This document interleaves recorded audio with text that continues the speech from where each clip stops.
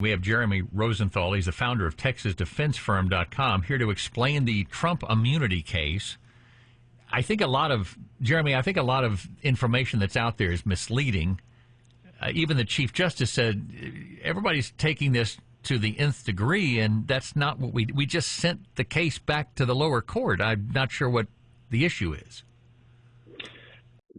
You don't think that the 38-page opinion explains itself? It's very clear. Very clear. Okay, it's right there. It's right there. I mean, this is how the Supreme Court works. This is how courts of appeals work. Is they write 8 million pages. They all have their opinions. They all have the feelings that they want to feel, and they let us sort of duke it out, right? So, correct. Ultimately, what happened yesterday? Think of the Court of Appeals like the instant replay booth. Think of the trial judge like the field referee. Basically, what happened was the Supreme Court made some new guidelines and said, all right, go replay second down, and then if there's an issue with that, bring it back to us.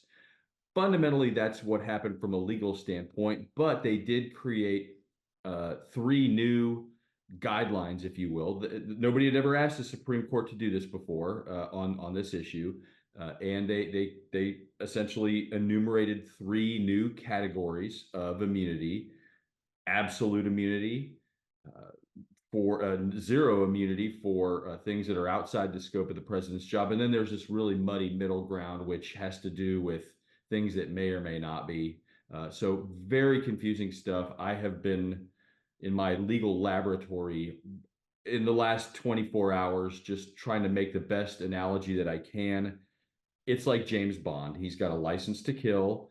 If he kills the agent from Spectre or the Russian spy, he's fine. If he kills the guy from The Spy Who Loved Me, right? He had like the lab under the ocean and was going to start a nuclear war.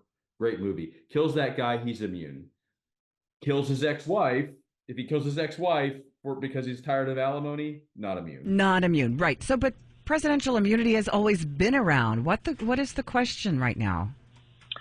Well, we've not understood the bounds and the lengths of it, okay? And so it's a separation of powers question.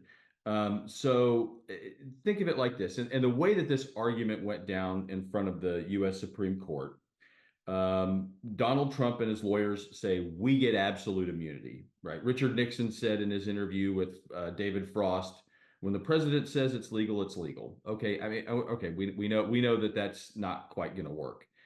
What some of the justices said was, okay, so you're telling me that when JFK conspired with, for instance, Cuban nationals to overthrow Castro in the best interest of the United States, because we don't want a communist Cuba 90 miles from our coast, probably he violated some U.S. laws. I mean, let's face it. You can sneeze and potentially, there are a lot of really broad laws that he may have violated. So you're telling me that he's not immune for that? President Lincoln, this didn't come up, but President Lincoln, when he signed the Emancipation Proclamation, there's nothing anywhere that told President Lincoln that what he was doing was legal or illegal. Don't we want him to feel okay about being the president, about making these decisions? So they said when you are in that core area, you're fine. No, the court has never ruled on it until now. It's probably the biggest separation of powers case since Marbury versus Madison. Now, on the flip side, you're correct. The dissent was very short and scathing, and it said we just made the president a king here. I thought. Let's take a quick time out, because I thought the dissent was kind of silly. I thought the dissent was political in nature, not legal in nature. But let's talk about that. Jeremy Rosenthal is with us, founder of the TexasDefenseFirm.com. Let's take a quick update on traffic and weather on the ones now. So Sotomayor wrote, today's decision to grant former presidents criminal immunity reshapes the institution of the presidency. It makes a mockery of the principle foundational to our Constitution and system of government that no man is above the law. I don't see any way, shape, or form that it does that. I cannot for the life of me figure out, does this mean that she believes that there is that the president has nothing personal, nothing private nothing official in his duties that must remain confidential?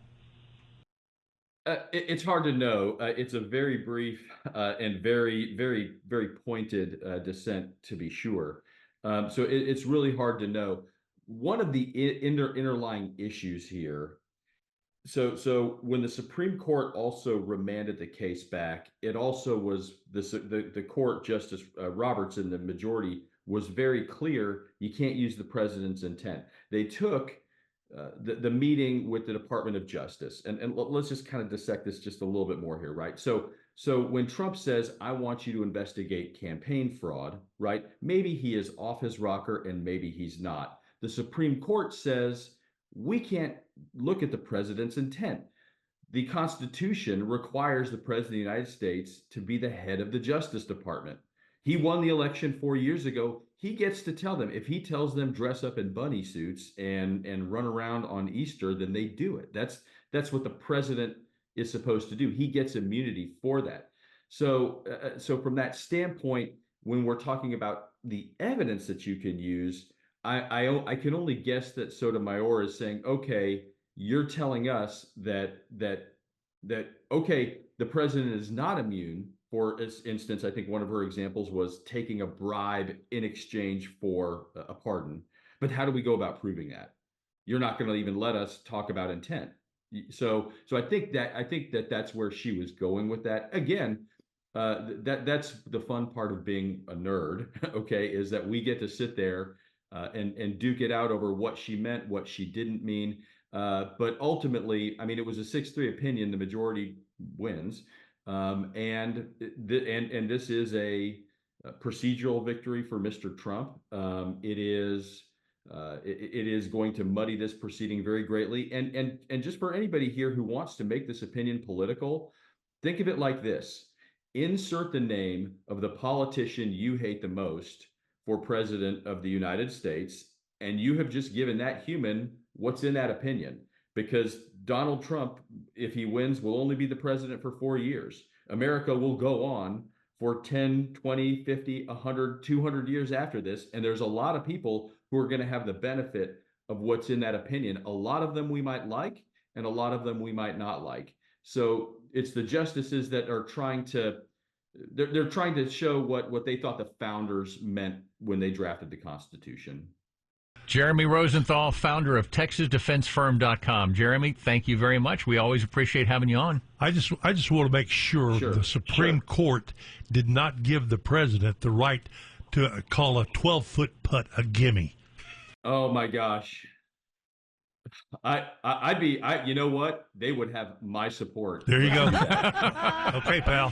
Okay. Thank you, Jeremy. Oh, why so short? Okay, thanks. It All right. definitely is.